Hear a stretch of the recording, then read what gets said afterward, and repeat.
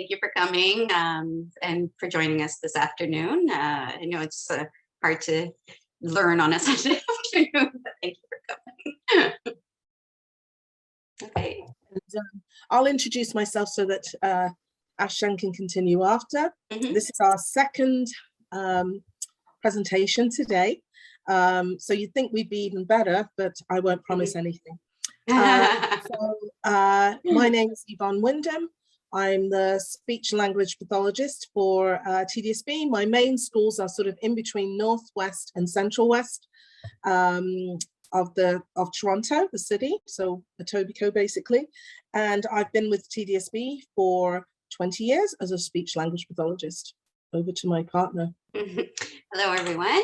My name is Ashan Siddiqui. I'm a psychologist with the TDSB. And like Yvonne, I've been with the board for 20 years. And most of my schools are up in the northwest corner of the city, but I have worked pretty much all the way around. And I was part of the autism team for a number of years. So really, I have been kind of all over.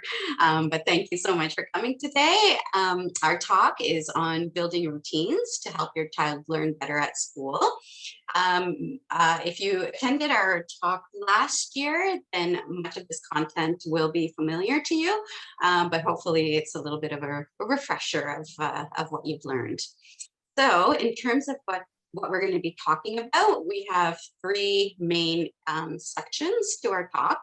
The first focuses on what are routines and why are they important. The second part leads us through how we can establish routines. And then finally, we talk about routines for learning. And here we've subdivided it into tools that you can use for establishing and maintaining routines, visual tools to help organize routines, and then physical and mental health routines that can help with your children's. So as we go through the presentation, think about how you would use this information with your own kids. So just before I get started, I'm going to just mention that we do have interpreters. And if you sort of jiggle your screen to a different view, you will see that we have different, I don't think I'm going to be able to name them all, but I know we have Turkish, Mandarin, Cantonese, sorry. And if you, so it's just to let you know that that is available because somebody or some of you have booked something for why they are here. So we thank our interpreters very much for helping us out today. So what I'd like to talk about is what routines actually are. So we're all on the same page about what constitutes a routine and why they're important in the first place, which is what this whole talk is about. So if we define it, so we're all on the same page, it's basically a habit that's formed through consistent repetition. So as we're going through, think about what your routines are at home, or if you've not got any, or you may have one and you not even realize. So this may actually show you that what you're already doing is a routine. But we hope that you'll be able to see that there are other things that are equivalent to a routine that you could start at home if you haven't already. So a routine that is very, it's something that you do consistently. It's something that you might do every day or several times a day. And different home examples include routines for hygiene, like brushing your teeth, meal times, and chores. But there are other things that could count as a routine. So we'll probably get you to write that in the chat in a moment around what else you think counts as a routine. So as I've said, brushing your teeth might be a hygienic routine. Meal times, bedtime, bath time, and chores like laundry, housework, recycling. These are all things that could be counted as routine. And we're going to show you later on how you can connect all of that to how your child learns as well at school. So other examples are cooking, preparing meals, sharing a book. Even just putting things away once you've used them is part of the routine that we should be encouraging our children to do. Just as you prepare to leave the house, you need things with you, and they're all most of the time going to be the same things, or even just the routine of being ready to leave the house is a routine. The way you dress, putting on clothing in the morning or undressing in the evening, again, it's part of what we would consider to be a routine. And just to wake you up a little bit, we're going to have you just write in the chat, so we know who our audience is, what age group your children are in. Are they elementary? And you can write E if you're like me and not a quick typer. Are they secondary? You can just write S, and Afshan will let us know. Or you can just write E and S, or N if it's none. E and S if they're if you have two in both. It looks like most people have elementary age children here. Okay, great. Okay, so there should be, hopefully by the end you'll see that there'll be something for everyone here today. Another question is, did you attend the Parents as Partners Conference last year? So Y for yes in the chat, N for no in the chat, or NS if you're not sure. And we have two no's, 2 yeses. So again, it's split. Okay. And but if you did attend last year, we have tweaked it a little bit, or it may just be a refresher for you. Oh, sorry, I'm going to interrupt for a second because Margaret has said, please remember that you'll be able to view all of the recordings on the PCEO YouTube channel. And then she's going to link in the chat. Okay, wonderful. So just let you know that. So if you have tried to set up some routines at home, what types have you done? Have you done pictures or lists or alarms, rewards? Have you been involving children in the decision making for some of these routines? Have you done routines out of consistency? Or is there something we haven't mentioned here? I'll just give you 30 seconds to write in the chat and have Afshan monitor that for me.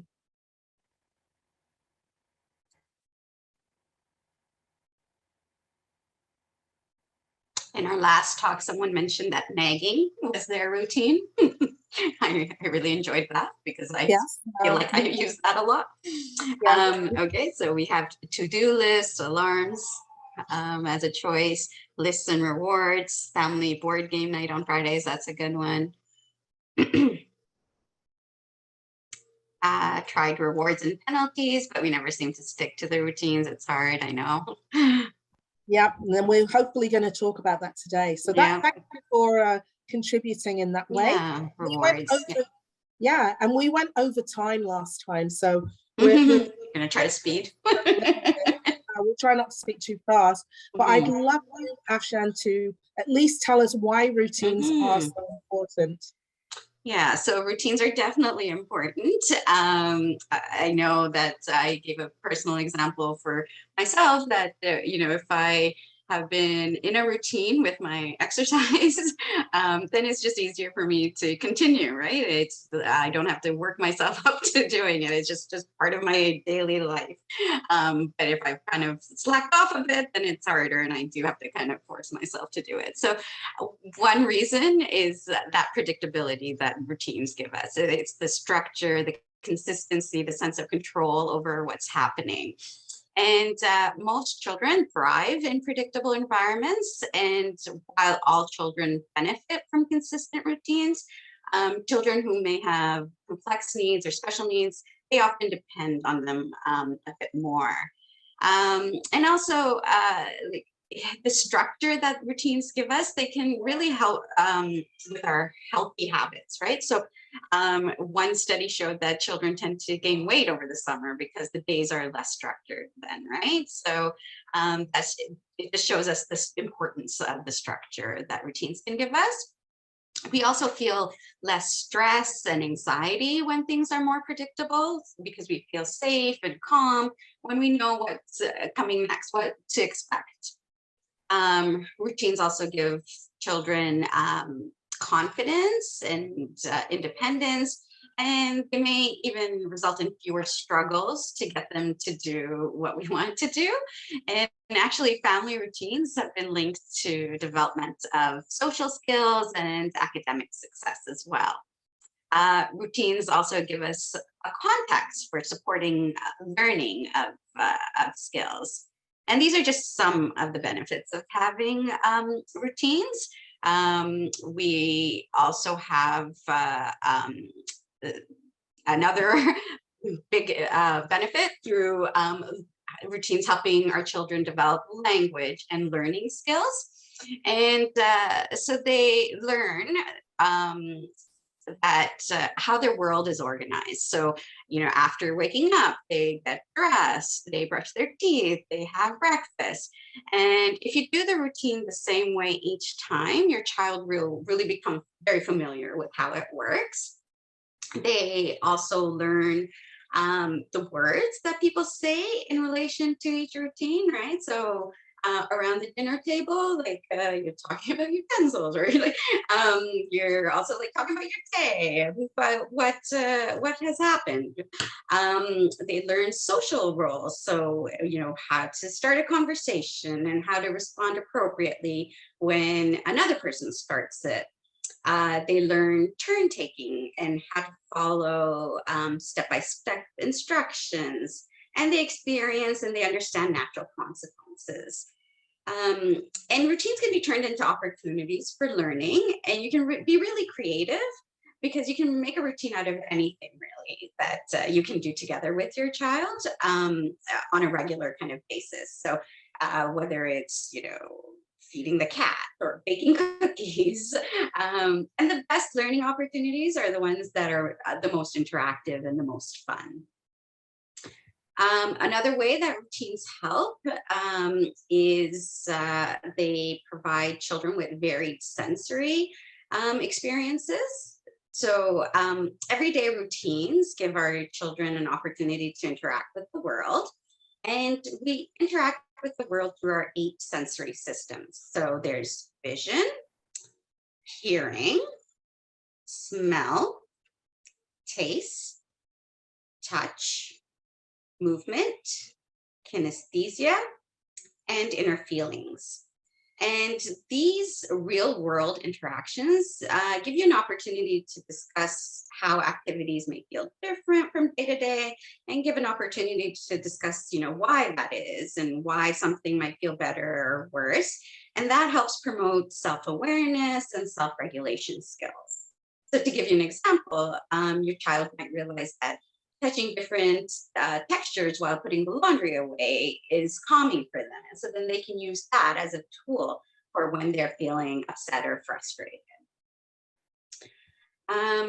So just to go over why routines are important, some of the reasons we've given you here are to reduce stress and anxiety, support development of language and learning skills, and provide sensory input and promote self-regulation. But again, these are just kind of like the tip of the iceberg. So now Yvonne is going to get us started on how we can establish routines in our lives. Yeah, how do we actually get routines going? So both Ashan and I are going to walk you through the process. And if you were in the webinar that we did last year, you might remember the information. And even though this material might not be new to some of you, hopefully it will affirm or confirm that what you're doing is okay, but also that it's just a refresher anyway for everyone. Okay, so the one thing that we should keep in mind is that there's always going to be some challenges in learning new skills, but we can learn from these challenges. We saw in the chat earlier, someone had said, it is hard, it's not easy. But a growth mindset is the set of beliefs that our abilities can improve with effort versus staying constant as is believed with a fixed mindset.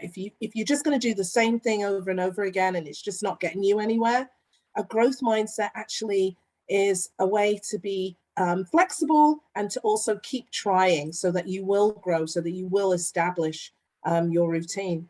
And it can really help you to develop a positive habit or routine. There's a much better way that this is explained in this video that I'm going to share with you now, which, by the way, I have to make sure that I can share the sound. All right, this time. Okay.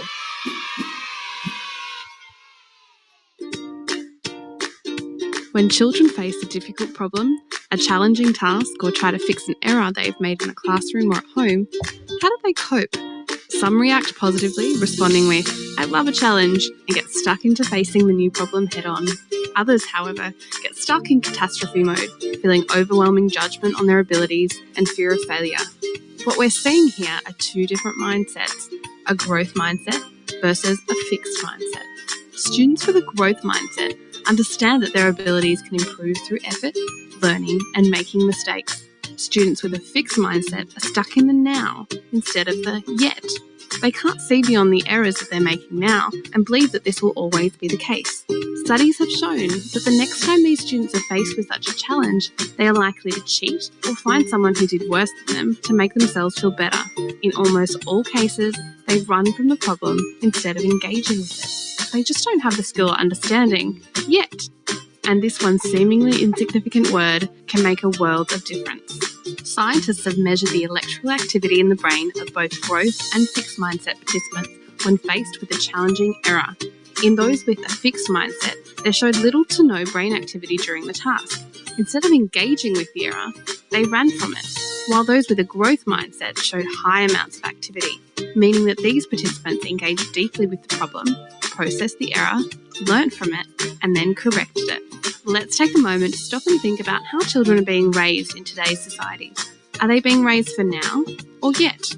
While many parents and educators are rightly concerned with the self-esteem of the children in their care, they may be unknowingly producing children with a constant need for validation, and future adults with no desire to work without regular reward and awards. So, how can we begin to change this? To start, we can be mindful to praise wisely, for effort, for the process, and for use of strategies, rather than for intelligence alone. Instead of, "Oh, look how clever you are," that's the correct answer. Try, "Great effort on working through that problem. I can really see your thinking and the way you used your mistakes to learn something new." By rewarding the yet instead of just the now, we can begin to develop children with resilience, perseverance, and the confidence to try a second, third, and fourth time rather than giving up after just one attempt. See, mindsets can be changed. They don't have to stay fixed forever. For this to occur in children, they need to understand the why and how. We can teach students that learning builds stronger connections in the brain. We can show them that every time they learn something new and challenging, the neurons in their brain form new and stronger connections. In a study on school-aged children with low academic results, it was revealed that students who are not explicitly taught the growth mindset continue to decline in their results, while those who underwent the growth mindset training showed a significant improvement in theirs, even when they too weren't doing so well to begin with. And when educators create growth mindset classrooms, even the most disadvantaged, struggling students can begin to produce results that outshine their more privileged peers. These heights can be reached when the meaning of effort and difficulty are transformed. Instead of these things making students feel stupid or like failures, they can learn that rather, effort and difficulty cause their neurons to make new and stronger connections, making them smarter every day. So while mindsets may be developed through experiences and surroundings, they can also be taught and changed. Through attention to the way we praise and the emphasis we put on the process and effort of learning, we can turn all children's "I can'ts" into "I can't yet, but I will." If you're new to this channel, I'd like... Okay. Told you she could do it better than I could. I love the message. Yes, me too. So, how do we do that? Because part of that routine piece is the growth mindset. And what you can do, the first thing you can do is to just start with a very small and familiar life skill that your child already knows, right? They're already familiar with. That gives them that confidence. So you start with a skill they already know, or activity, I should say, that they already know. For example, they should know by now the morning wake-up routine, like we have here, right? So it's just very familiar. It's just the morning wake-up routine. So if you're starting routines that start teaching a new skill, one they're not familiar with, then break those tasks down into easy to manage steps. And you just teach the steps one by one until they become a familiar routine. You can also do what we call backward chaining, where you could almost do the whole thing and let them do the last step. And then you could do just a few things and let them do the last 2 steps, and so on until they can learn the skill. But breaking it down is going to be one of the best things that you can do to help them to learn this new routine. And we also want to ensure that the routines are interactive. And some ways to make things interactive are to model the new skills for your kids, or show them what you do in a similar situation, and name things that they're not necessarily familiar with. So even with older kids, you can go over new terms that they don't know beforehand. Like, for instance, if you were teaching them how to cook, there's certain terminology that they might not know, specialized words like folding, or versus what stirring is versus what mixing is, right? So they could all be different terms, and you're just showing them that way. And you'll highlight those words by changing your tone of voice or body language, or just showing them what it looks like in print. So the text for that as well. So in order to make routines interactive, encourage your child to play a very active role. They should be part of doing this, and help them reflect on their experience to figure out, oh yeah, we did this. All right, yeah, okay. So for next time, I know that I can do whatever it is. And it also promotes self-awareness. It shows them how they learn. It helps them to monitor their own behavior and the way that they are in the world. And it also helps them with their social emotional learning. And use straightforward but meaningful language that has meaning, okay? So it might be that you're using very simple instructions or simple examples like up, up, up, jump up onto your bed, because that's the routine that's going to start for bedtime routine. Or your pajamas are under your pillow. Or come and sit next to dad, ready for dinner. So they know that is the signal, the routine that's coming up now. Also prepare your child by setting the scene, giving them the context, the situation, so that it gives them even more meaning. So you might say it's nighttime, so it might be about the time that's the context. It's nighttime, it's time for bed. Or it's almost time for an afternoon nap, let's read a book. So they know, oh yeah, I'm gonna get a nap now, because we always read a book before I go for the nap. So this again is around the consistency. Or I'm ready to serve dinner, let's set the table together. Even something like, we need to get ready to see Mary for our listening lesson. What do we need to prepare? So you're getting them to think about it and to also be a part of the process as well. Also, narrate or talk about what you're doing.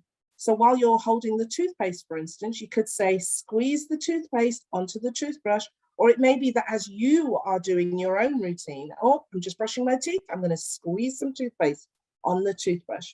And while you're holding out clothes for the child to wear, you might say, here are your pants. That's part of the routine, right? And as you yourself are preparing to leave the house, you might have your own routine. So you say, oh, okay, I've got my bag, right? And I'm going to put my wallet in my bag, and have I got my keys? Yep. And my phone. Okay, yep, I'm ready to go now. So now they see that you're someone who's doing that routine. And to them, you might say, oh, I've got your math textbook, your whatever the other things are, their lunch bag or whatever, and we're just putting them in your bag and we're getting ready to go now. So that's they know that that's part of the routine. As I've just done before as well, name the object when you're using it or approaching it. Oh, we're going to need knives and forks because we're going to set the table now. Or don't forget to tie your shoelaces. Or your cars, your toy cars need to be in that red box. So you're naming it. It's not just put those things in there. Be as specific as you can, okay? And encourage your child to say the word and phrase as well, to name it, or use the sound or the name of the object. Or some of you may have kids with more complex needs. They can point to a picture or use their communication aid. So it might say, you might say, what sound does your toy make? If it's a dog, woof woof, or a car, vroom vroom. Where's the broom and dustpan? Let's look together. And you might encourage your child to say where it actually is, like in the closet or wherever else. Or it's time to brush your teeth. Brush, brush, brush, let's brush our teeth. So basically, you're just modeling the skills that they're actually trying to learn. So it's helping them to become more aware of that. Now, some of these examples that I've said, and a lot of you do have elementary kids, they are for younger kids. But as I said, even older children can benefit from some sort of support or scaffolding. For example, when they first learn a new skill like cooking, that word folding, I can remember learning how to fold, and I didn't know what that meant because I thought that was just folding clothes as a youngster when my mum was making cakes for the holidays or whatever. So even that would be something. Also, check in with them, make sure they do understand what you're saying when you're trying to establish the routine, ensure that you're clear. Or you may actually have to sort of pre-teach them and sort of say, you know, we're going to be using these words, and now we're going to be trying to show you how you get ready for school or whatever. So just ensure that they have that support. And I'm going to have Afshan just continue to walk us through.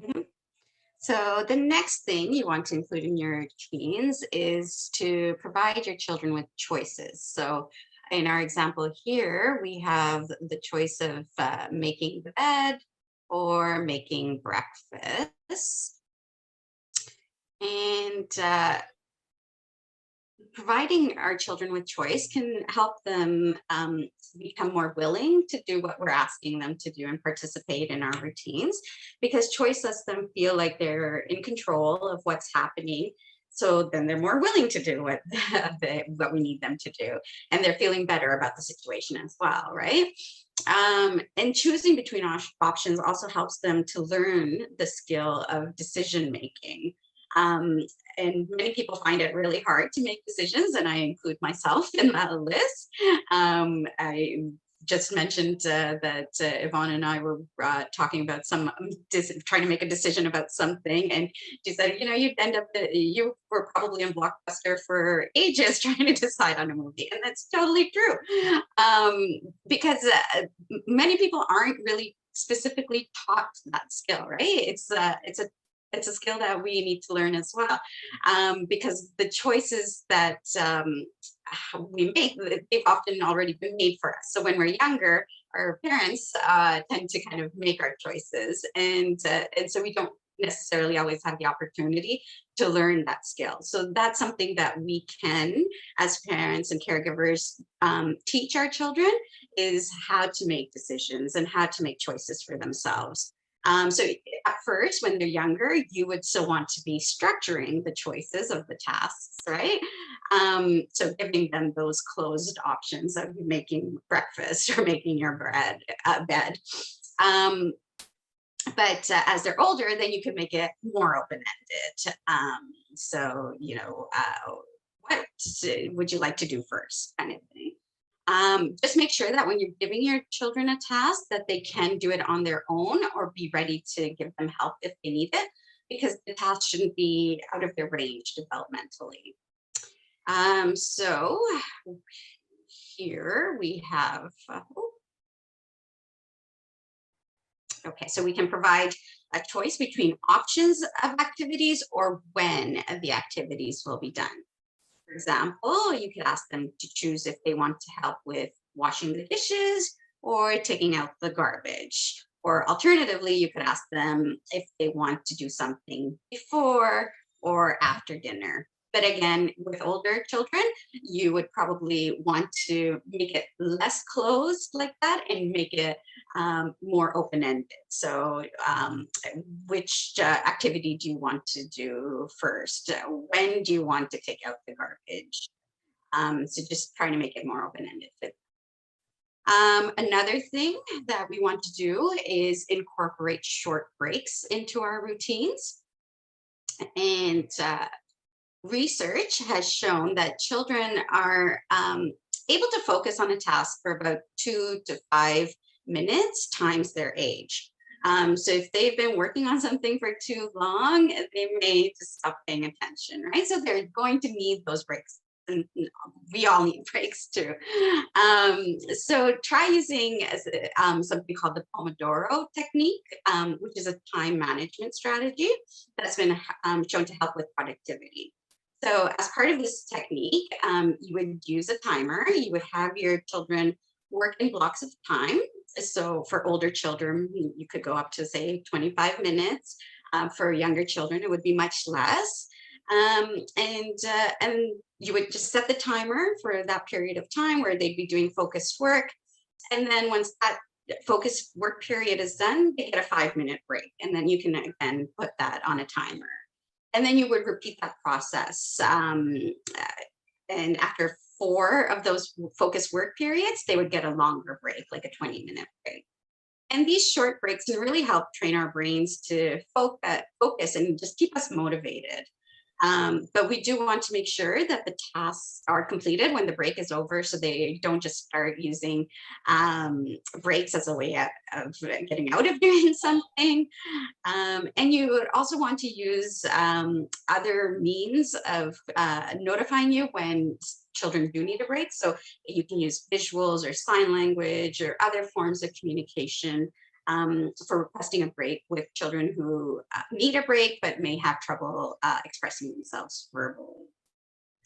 Sorry, I just have a question. It's Manju. Thank you so much for the presentation. I just wanted to know, so you said up to 25 minutes, regardless of their age? So if they were really if they were older, like I would say that even for adults, if you're really focused on something without distractions, I think 25 minutes is a good chunk of time. But if you're younger, I would definitely use briefer periods of time. So depending on the age of the child, you could and the complexity of the task too, right? So if they're working on something that they're really familiar with and it's really easy for them, then maybe they can go a longer period. But if it's something new that they've just started learning and it's really difficult, then maybe go with a shorter period of focused work time and then slowly build up. Does that answer your question? Or? Yes, thank you. All right, so now Yvonne's going to take us into our next section of establishing a routine. And we'll just say, to piggyback on that, even as adults, they do say that, I think it's the 20-20 rule or whatever, that, you know, after 20 minutes, you look away for 20 seconds and then you go back. That's right, yeah. Right, so just to say, yes, to continue to establish a routine, using motivators to help encourage your children to complete tasks is also a really important part of establishing routine. In the education world, we use the word reinforcer, so I'll use it interchangeably as I'm talking to you today. And reinforcement or motivation or motivators is a great way to try to change a behavior.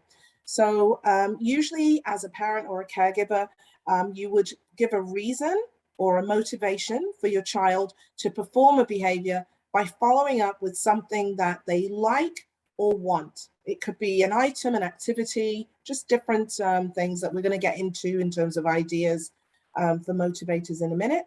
But they are more likely to perform the behavior again at another time. So to keep doing it, we keep talking about consistency if there is a motivator.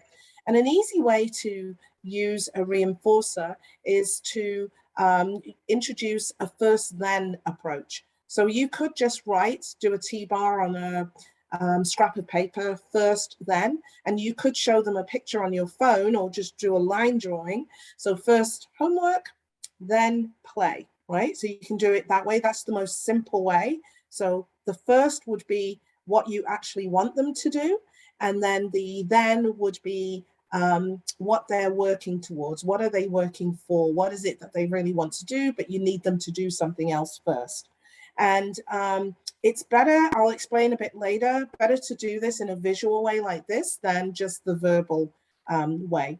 And another way, as you'll see the diagram on the right, is to use a token board or a reward chart. So delayed gratification, like making them wait, is good. And it helps break the steps down further.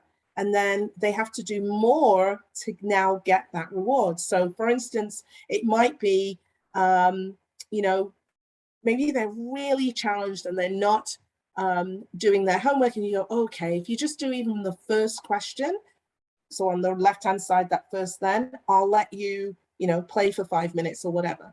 But as you go along, it's actually better to make the reward, make them wait a lot longer for the motivator.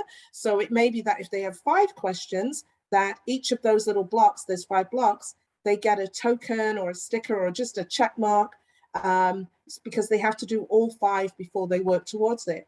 Or maybe you make it even bigger. They've got 5 tasks, 5 different homework tasks or 5 different chores to do, and they get a check mark for each chore, and then they get what it is that they're working for. But in the beginning, you can start off small where they've just even done 1 step, 1 effort, but it's good to work up to making it longer and longer before they get the motivator that you have agreed on together.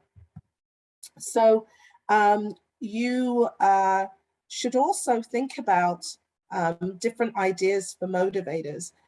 Best to make it an activity of their choice so that you can get that sort of buy-in, something that they might like some time alone with the parent, or snack or toy. Also just any kind of family fun activity, preferred snacks, anything that some children just want praise or just validation that they're doing the right thing, okay? And it's important to provide that encouragement on their efforts rather than the accomplishment. As you saw in the video, it's not about saying, wow, you're really blah, blah, blah. It's more about the fact that they are trying, they're putting in the effort to do it. So better to say, you know, you've worked really hard, you must be so proud of yourself, versus I'm so proud of you. Let them own it. Let them have that self-awareness that they have done something that they themselves can be sort of proud of, and you're emphasizing the effort that they've put in. So they learn to work for internal validation. So for instance, some of us work for a living, but we're not waiting for someone necessarily to say, great, you're doing a good job. Usually the paycheck is the motivator, but Afshan and I, it's our vocation. We want to it's kind of a mixture, but just saying, you know, we want to sort of instill some of that into your children. Just looking at the time, maybe not, maybe towards the end we can ask what motivators they actually use for themselves. And so also, don't forget to include time for fun and wellness activities into your routine. So make sure that you are consistent with your routines, that you're doing the same thing all the time. And there is a 2009 study in the European Journal of Social Psychology that it takes an average of 66 days for a behavior to become automatic. I usually say 5 to 6 weeks. That's how I've always, you know, learned from my other research and studies, if you want to think about it that way as well. So it does take a while. I was joking with the other group, but it's not really a joke for me. You know, I love sweets, chocolates, all of that. So it will take me a while to kind of break that habit and do a new routine and reach for healthy snacks. That's going to take me a while. I think I was saying about halfway through. I think I'm in my 3rd week, and it's just starting to hit. I'm now hesitating more with things for that. So it's going to take me a couple more weeks to kind of really, you know, establish that routine. But I have stuff in a very consistent place where my things are, if you like, to not let me go for that chocolate. Make sure the healthy stuff is in a consistent place, that I do it at a consistent time. So consistency is the key in keeping up a routine. And it's so that it becomes just an intrinsic, a just regular part of their life as a child. So just to sum up, to start establishing routines before we move on to some of the tools and things that you can do, have a growth mindset. Remember, it's about the effort, the power of yet. Start with something familiar, make it interactive so they're a part of the process as well. Use language wherever possible to name it. It could be in print as well. Provide choices, incorporate the breaks, use motivators or reinforcers, and be consistent but flexible. Like, make sure you're not so, you will have to tweak it as you go. So you can still be consistent. The core piece can be there, but please be flexible as well and be ready to adapt, as you sort of go along. So I'm going to have Afshan, as parents and caregivers, we're always concerned, how are our kids going to learn, and how does routine really sort of fit into that? So I'm happy that Afshan will be talking about that now. Yeah, so in the next part of our talk, we are going to be focusing on routines and tools that can help us establish and maintain routines to help us with our children's learning. And before we discuss these tools, let's just take a moment to talk about some things to consider when you're choosing the tools to use. So you would want to consider what's most appropriate for your children based on their age, for example. So, what you would do for your 17-year-old, you wouldn't necessarily, it wouldn't be necessarily appropriate for your 3-year-old. So also cognitive or developmental level. So it's not just age, but also, where they are in terms of their developmental progress, their personal interests and preferences, sensory needs. So, what type of learner is your child? Is your child a visual learner or an auditory learner? Physical abilities. So is your child physically able to manipulate the tool that you're asking them to use? And then finally, accessibility. What do you have available at home at your disposal to use? So I'm going to skip this bit, dear. Yeah. Yeah. So let's skip the break because we don't have time for it. Sorry. So let's talk about some tools that we can use to establish and maintain routines. And the first one is the buy-in, right? So it's really important to involve your child when you're developing routines because they may prefer to use a specific strategy or approach that helps them to adhere to routines. And it's important, the buy-in is important, not just for us, but not just for our children, but for us as well, right? And at the end of the day, the priority for a lot of kids is to feel like their voices have been heard and that they're able to exert some autonomy and control over their life and their decisions. So try to involve your child in as many aspects of the decision making as you can. So get them to help with developing the routines, changing the schedule, make sure they know if there's any upcoming changes so that they can also have a choice in helping to plan ahead. Okay, and I'm going to pass it back to Yvonne to talk about preparation for the day, which I feel is a really important aspect of routines, because I know that if I have not prepared for my day, it just doesn't run as smoothly as when I do. So get away, Yvonne. No problem. So yes, it's very important to organize and have supplies, your books, your materials ready the night before, like pencils, erasers, rulers, anything like that. So that your child is ready to have them for the next day. So the night before, you could also review the schedule. I used to do that with my kids when they were younger, what courses are on the schedule or what homeworks due, anything that they need to do for that day, or any special materials, so that in the morning, they're not saying, we were supposed to bring this to school today, that sort of thing. And you're just scrambling. I'm projecting now because I'm having a traumatic remembrance of even things like lunches and clothes, getting them ready the night before. as well as for yourself. Sometimes if your children can see that you're doing it, that's part of the buy-in as well. So, you know, I can remember in when my kids were younger saying, oh, shoot, I've got to get all my clothes ready for tomorrow.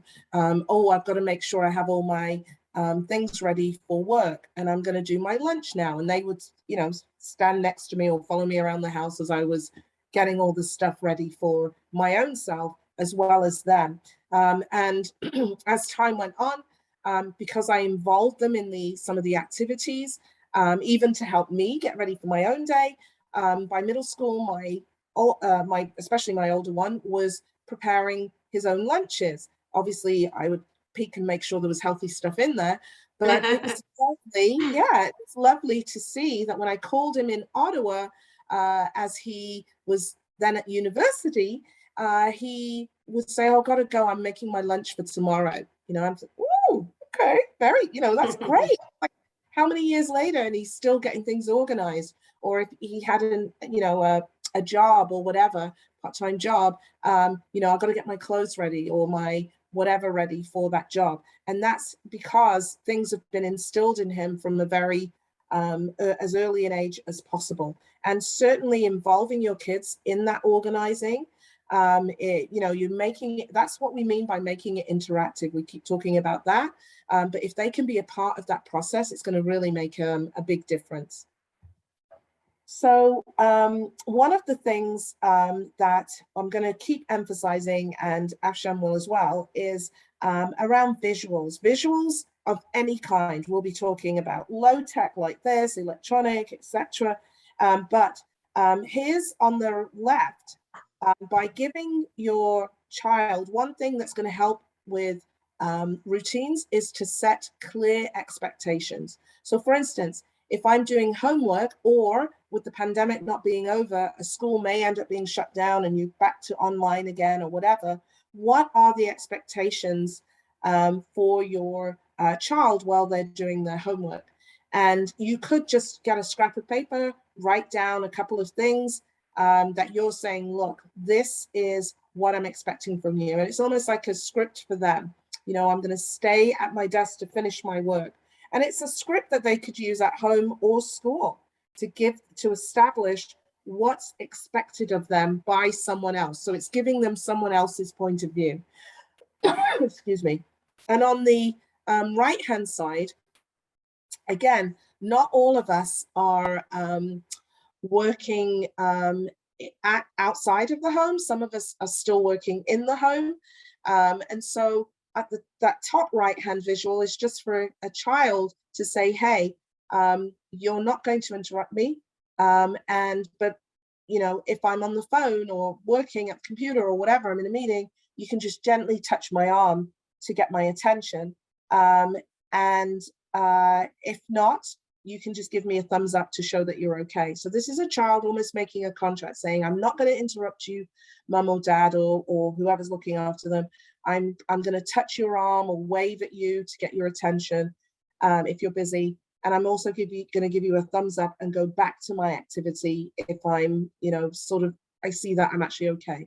The other piece as well, because we're going to be talking about distractions, is you can use a visual to, you could point to that visual. You could point to the red bit to say, too loud. If you're, or, you know, if somebody else is working or you're online, and also give them a thumbs up is another visual, or a, you know, just point to the green bit to say that they're actually now okay and other people now can work in the house. So visuals are very, very important. It helps support their brainstorming and mentally process how they're going to work through anything that's challenging. So this is actually part of the routine. The routine is also to figure out what is expected of me and how should I conduct myself during that time. So one quick mention of transitions. So and by transition, we mean moving from one thing to another. It might be moving from one task to another, moving from one room to another, or an activity. But you can use little signals like songs or sounds, objects, pictures. It may be an object or a picture might be you're pointing to it, or they know that when they're holding that object, it means it's time to go to the next thing.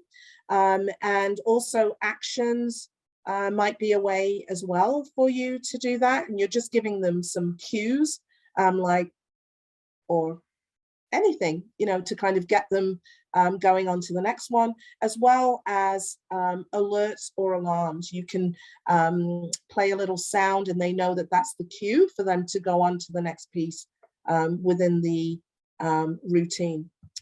Another, we all live in different spaces, but one thing, if you could, that is going to really help with routine is to establish where they are going to do their schoolwork, right? Or even a certain activity, it might be a hobby or an interest, and that's in a specific space as well. So it can be a struggle sometimes to find a spot to work in, but if you can just carve out even that little corner of the sofa or a specific chair or certain spot on the carpet or floor or whatever, that's going to make a very big difference. And you could even have a little bin or a bag or a box that's nearby that always has their things that they need for the homework, so that they can take it to another spot if needed as well. That will help them be organized and help them still stick to the routine that's been established. And talking of distractions, if you are trying to carve a spot, try and keep the space as noise-free as possible. And it might not be that easy, right? Like I said, we all live in different spaces. So you could consider using headphones if available, and also visually they could be distracted. So there's a couple of things you can do there. You can either turn their chair and or table or where they are on the spot, turn their body to face the wall. Or you could get some Bristol board or a cardboard box and straighten it out and have that like a little, sometimes we call them carousels, but just like a little barrier, little border, so they can't see anyone and can just really focus on their work. I know when I'm in the office, we're very pod-like. I like to have my little bit so that I can really focus on what I'm doing during, for the child, it might be homework. For me, it's just homework space. But anything like that, or if they're online as well, that might also be something to sort of help them. Something as well that should be part of the routine, or we recommend or encourage you to do, is to have regular communication with the teachers that are involved with your child. And I do not mean bombarding them every day with questions, but just checking in every now and again and making that part of your routine. And even your child could know that you're going to be checking in with their teacher too.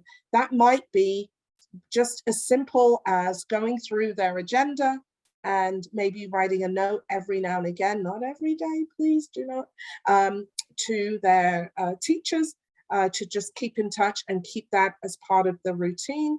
But a lot of schools do things electronically, so that might be the way to do it.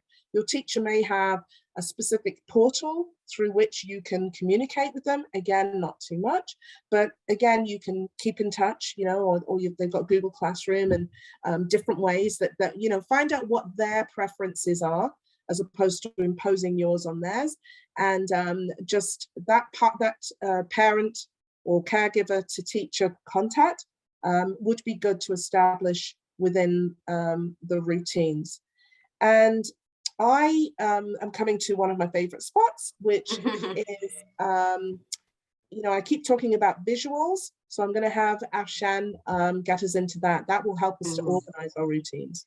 Yeah, so in our next few slides, we'll go over some visual tools that can be useful in organizing your routines. So the first thing we're going to talk about is visual schedules. Schedules and checklists can help to make the routines predictable. They're just a series or a list of the steps of an activity or of different activities within a routine. And here we have 3 different examples of visual schedules. For younger children or those with complex needs, you may need to use real objects or photographs. So if you look on the far left, that is an object-based schedule, and there's actual objects on that schedule. So there's dice, there's a pencil, The one in the middle there is a visual schedule using pictures, so actual pictures of the child doing some of those activities. And then the last one is more of a symbol-based one, a visual schedule using symbols and text. And then in our next slide here, we have more text-based schedules. And while these can still have some visuals, as you can see with the drawings, the main emphasis is the text. And depending on the age and maturity of your children, you may not even need the visuals at all. So for example, with the to-do list in the middle, the children could make their own list of tasks that need to be completed. And I love to-do lists myself. This type of schedule is more appropriate for older children who can read well. And then we also have electronic schedules. I know more and more people are using calendars on their devices like their phones or iPads or whatever, just to keep track of their appointments or keep track of deadlines.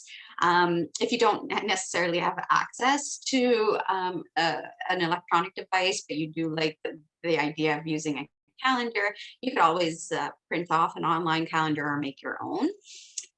Children can also use the calendar app on their devices to keep track of what needs to be done. And there's also all kinds of other electronic organizers that Yvonne will talk to us about now, which I absolutely love. Me too. Yeah, we are both gadget queens. So there are electronic supports available that really help to keep work tasks organized. So Google Keep is one that I used with my son. I'm going to whirl it around. It looks a little bit like this. It keeps updating, so it might not look exactly like this anymore. But you can color code it. And you can also have the little check mark boxes, so you can, tick off what you need and it will just sort of disappear or go to the bottom, so you can see you've established that. And as a lot of us like to do, there's nothing better than ticking something off and saying, yay, I did it. Well, because you can save this in the cloud, it can be shared with your child. So when my son was in middle school, we had a Google Keep together, so I could monitor how he was doing, and he could also see that, oh yeah, I can stick to this. I'm really going to try and keep organized.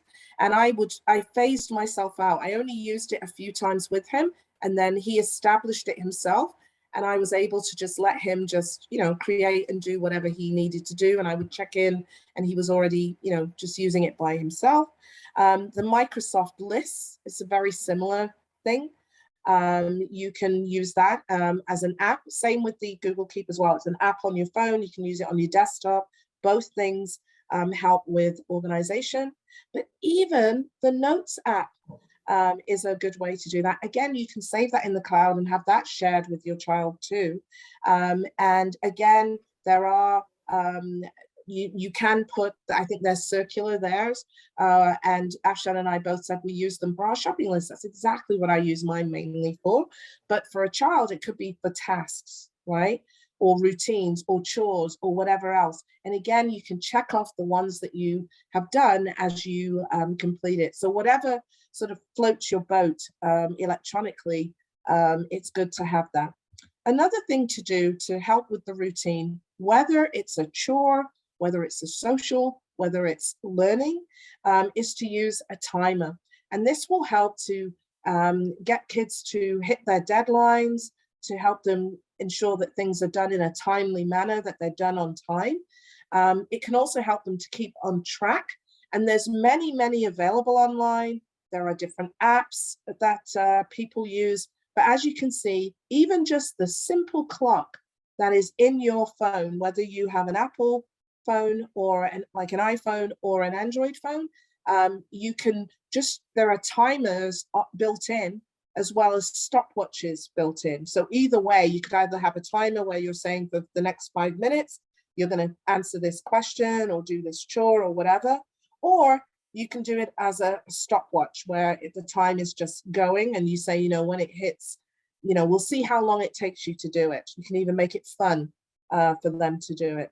even alarms or whatever, and even these timers, they all, even the ones that are free that are already in your clock, they all have some way of notifying or making a sound. And the sound can be very pleasant, like, ooh, like harps, or it could be like a total fire alarm. But whatever you think is going to help your child, you know, you can choose that together, whatever sound you think that will help them get it done in the time that it's supposed to be done. So another piece to help with deadlines, doing homework, keeping it going, and organizing, especially organizing, is the read and write. It's an interface, it's an extra sort of toolbar that helps students to organize their work. You can do text to speech on it, you can do speech to text on it. They can dictate, they can do a lot of research and highlight the research and incorporate it. Like if they were going on Wikipedia or somewhere like that, they can incorporate that into their work in some way, shape or form. And that is available to most students in TDSB. You just have to talk to the child's teacher and it can be accessed through that. I know as an adult, as a person that works for the board, but also as a parent who had kids in TDSB, I loved it for my own work. So it's actually really a good tool to organize for anybody, but it certainly helps your students, your children with their own organizational piece for learning. So I'm going to have Afshan go through our last bit. I'll finish up at the end because it's not just about learning when we're talking about routines. Mm-hmm. Yeah, so we're just on our final section, and I know that we're past time. So thanks for those of you who are hanging in there with us. We totally understand if you have to get going because you already have scheduled something else. But if you are able to stick around, it will probably take us about another 5 to 10 minutes to finish up. So in this next section, we're just going to be talking about aspects of physical and mental health that you should consider incorporating into your routines in order to help develop your children's learning skills. So this visual here is an interpretation of psychologist Abraham Maslow's hierarchy of needs. He conceptualized that we all have certain needs, but before we're ready to meet some of our higher level needs, the more basic ones below them must already have been met. So for example, looking at this hierarchy of needs, as students' most basic needs are the physiological ones, right? So things like shelter, food. And when these needs are met, they can then focus on the next levels of need for safety, belonging, and esteem, so that they are ready and available to learn. So even as adults, if you think about yourself, when we're tired or we're hungry or we're not feeling safe or really happy or good about ourselves, we are probably not as ready and available to learn something new as we would be otherwise if all of those needs were already met and we had routines in place for meeting those needs. So one thing that we can do to kind of meet some of those more basic needs is to incorporate routines for physical activity. And those can also help improve our learning skills. So doing some physical activity throughout the day can give our brains a break and help keep us stay focused. Moving before we start working on something can also help us burn off some energy. And there's lots of different ways to incorporate physical activity into our lives. So it doesn't have to necessarily be that you're going to an exercise class, right? It could be going for a walk or playing a game like basketball or playing catch, doing some stretches. There's also a website called Go Noodle that some of you might be familiar with that has lots of different activities that can get you moving as well. The next thing we want to talk about is sleep, and sleep is very important to our academic success. Sleep has been shown to help not just with focusing the next day, but with consolidating memories and replenishing our ability to learn. So according to the CDC and the Mayo Clinic, school-age children need about 9 to 12 hours of sleep, and teens need about 8 to 10 hours of sleep. But just like adults, children and teens may not be getting enough good quality sleep. So to encourage better sleep, some of the things we would recommend is to limit use of devices right before bed. So the blue light from screens suppresses release of melatonin, which is a hormone that helps with sleep. You'd also want to try to keep the room dark and quiet for bedtime. Avoid eating or exercising right before bed. Play calming music or sounds like ocean waves seem to help a lot of people. Looking at nature scenes in a book or outside helps to also calm the nervous system. You could do a mindfulness activity with your children. Also having them get exposure to the sun as soon as they wake up is helpful. Think about limiting naps during the day. And also limit caffeine later in the day. And caffeine isn't just in coffee, it's also in tea and pop, all those things. So just be aware of that. And keep bedtime and wake up times as consistent as possible. So even on the weekend, if you can. I know it's hard.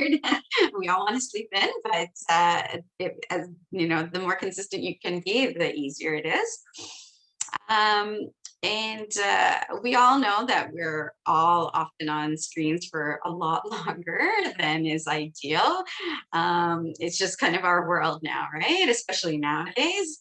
But don't be hard on yourselves or your children. But as a reminder, the American Academy of Pediatrics recommends that for school-age children who are 13 and younger, recreational screen time, so not screen time that they're doing for work purposes, but you know, just for fun, shouldn't go over 2 hours a day.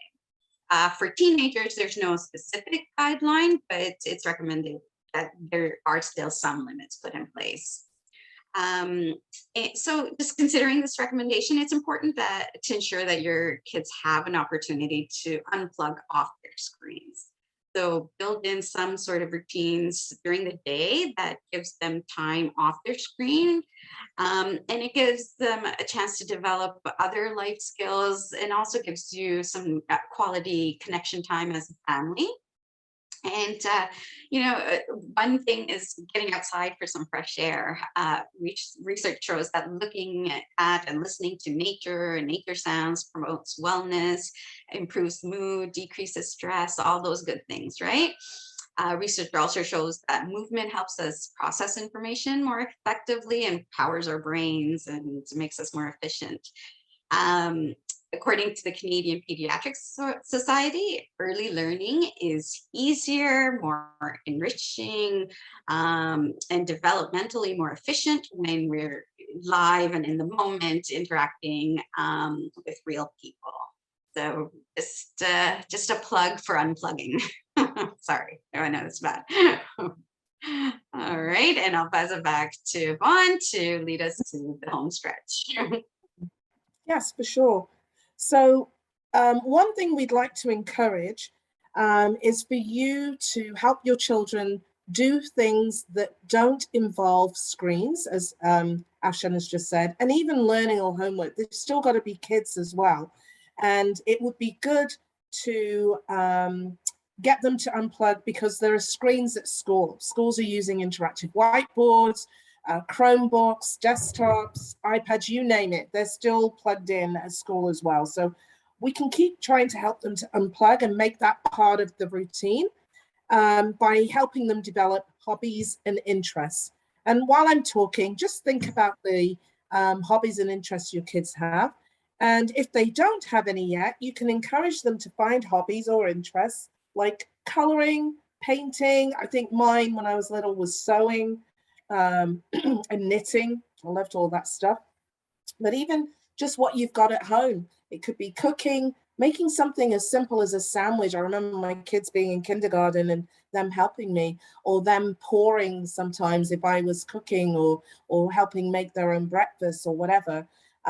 Even just playing board games, playing music, sport, reading, so many different things that you can do, writing in a journal, or even just building things, right?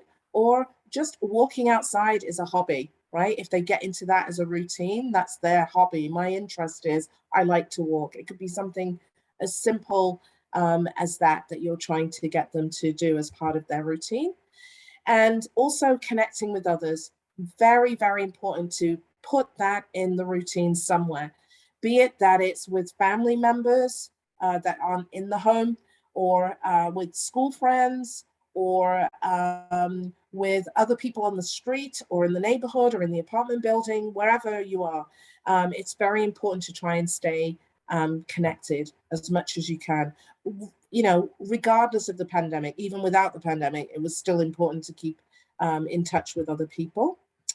And just to give you again a summary, to establish routines, whether you're in a virtual world or a physical world, prepare for the day. We talked about organizing that from the night before, giving clear expectations. So maybe making almost like a little mini contract with your child, setting up a workspace somewhere that's specific for them, using visuals or text or electronic support, talking with the teacher regularly, not every day, or else they'll come running for Afshan and I. And also maintaining the physical and the mental health is so key to establishing routines. And one last thing for you to do, we will have literally 10 seconds, and I'm not a great writer in the chat, so I do feel your pain, but what is one thing that you might try using with your children? So would it be some of the things we've mentioned? It might not be, you could mention something else, but like pictures, to-do lists, alarms and sounds and things, motivators, involving kids in the decision-making, consistency, or you won't do any of these things, that's fine too. But we'd love to know if you could just let us know. But I am literally giving you 30 seconds because we're over time. You can also just unmute and tell us too. Almost all of the above. Consistency is our pain point. Definitely need to work on that. To-do lists and involving them in decisions, and also giving them more small chores, pictures, and to-do lists. All right, thank you guys so much. Yeah, so we don't actually consistency and to-do. Yeah, okay, wonderful. Yeah. Consistency is the key. Yeah, we've gone over time, so we don't really have a lot of time for questions. We might be able to take one, and we will have an accompanying document that will be on the site. We did it last year. We sent it out after the fact, and everyone was able to access it. So don't worry, this will be summarized again. We have a little document that goes with this too. Thank you all for attending. Really appreciate it. Questions? Which site? Oh, it's the Parents as Partners site. Let me go back to the beginning.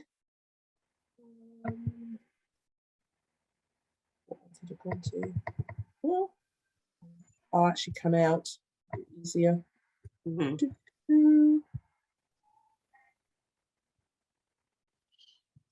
Okay, so I'll show you the address for that, but we are very happy to thank you guys for coming and tell you that we are done. Okay, so it's this one. So we do have a question. Would you by any chance have a printable to-do list by age? So are you talking about like breaking it down developmentally? Like these are the things that they should be doing by a certain age? Or do you mean just an example that you would use for an elementary kid versus what you would use for a secondary school? To do chore lists, I guess. Okay. I know that there are lots online, like if you Googled to do chore lists for elementary kids, you will see 5 million visuals, believe me. There are a lot, but also there are even not to go too expensive, but there are ready-made ones in like Indigo, possibly the dollar store as well, where they have some too. Sorry, Ashton, I think you were going to say something. No, I was just going to say, but no one will know your child as well as you do and what they are able to do and what they're capable of, right? So it really kind of depends on more of like an individual basis. But you could like maybe take a little from here and a little from there, make your own in a way. Yeah. Yeah, I mean, I did not know that my too many options. Yeah, for sure. Yes, yeah. I didn't know that my kids in kindergarten would be asking if they could help make the breakfast. I had no idea that they were even ready for that. And sometimes I would come down and they've already put their cereal in their own bowl and had already at 5, 6 years of age, they just used cold milk. That's what they, you know, and they started doing their own from there, and so on. And by 8 or 9, and I have 2 boys, I don't even have any girls, they were asking to do the laundry or help with the laundry. And wow. And yeah. meanwhile, my 16-year-old wants nothing to do with it. So again, it really depends. Well, exactly. That's what I was going to say. And by middle school, when they started getting gifts from people or maybe a gift card and they would go and buy with the parents something, we weren't even allowed to wash them. They would say, no, I don't trust you. You're going to, as if you're going to shrink it. So it actually ended up being amazing. That is, they took that chore on at a very young age. It's been brilliant. So, but there are other chores that my other friends' kids were doing, like the garbage and all of that, that I still have these old lads who are brutal when it comes to helping with the garbage day. Whereas a lot of my friends or neighbors, I can see their kids at a very young age helping with the garbage pickup. And I still, you know, so it just depends. Yeah, for sure. But thank you so much. And we're so happy that you enjoyed the session. Yeah, thank you guys.